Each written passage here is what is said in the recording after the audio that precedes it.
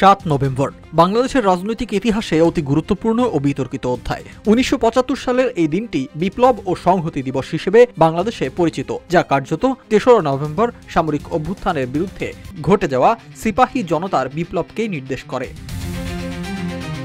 ১৯৭৫ সালের ১৫ই আগস্ট বঙ্গবন্ধু শেখ মুজিবুর রহমানকে সপরিবারে হত্যার পর দেশে যে গভীর রাজনৈতিক অস্থিরতা ও সামরিক নেতৃত্ব নিয়ে কোন্দল শুরু হয়, ৭ নভেম্বর তার চরম পরিণতি দেখা যায়। ৩রা নভেম্বর ব্রিগেডিয়ার জেনারেল খালেদ মোশাররফের নেতৃত্বে একটি অভ্যুত্থানে তৎকালীন সেনাপ্রধান মেজর জেনারেল জিয়াউর রহমান গৃহবন্দী হন। কিন্তু ক্ষমতা হস্তান্তরের এই প্রক্রিয়া সেনাবাহিনীতে ব্যাপক অসন্তোষের সৃষ্টি করে। বন্দী জিয়াউর রহমানকে মুক্ত করতে এবং খালেদ মোশাররফের নেতৃত্বকে প্রত্যাখ্যান করে কর্নেল আবু তাহেরের নেতৃত্বে সাধারণ সেনা সদস্যরা ৭ নভেম্বর মধ্যরাতে এক পাল্টা অভ্যুত্থান ঘটান। এই অভ্যুত্থানে সাধারণ জনতার স্বতঃস্ফূর্ত অংশগ্রহণ একে সিপাহী জনতার বিপ্লব নামে পরিচিত করে তোলে। নভেম্বরের সেই রাতে ঢাকা সেনানিবাসের চিত্র ছিল উত্তেজনাপূর্ণ। গোলাগুলি ও স্লোগানে মুখরিত হয় গোটা এলাকা।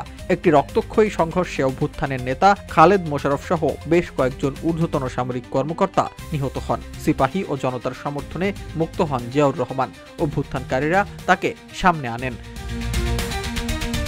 জাতীয়তাবাদী শক্তিসমূহের মতে এই বিপ্লব দেশের স্বাধীনতা ও সার্বভৌমত্ব রক্ষা করেছিল এবং বহুদলীয় গণতন্ত্রের পথ প্রশস্ত করেছে। যদিও প্রতিপক্ষের মত এটি ছিল একটি সামরিক বিদ্রোহ, তবে বিএনপি সহ সমমনা দলগুলো এই দিনটিকে পালন করে আসছে সিপাহী জনতার ঐতিহাসিক বিপ্লব ও গণসংহতি দিবস হিসেবে।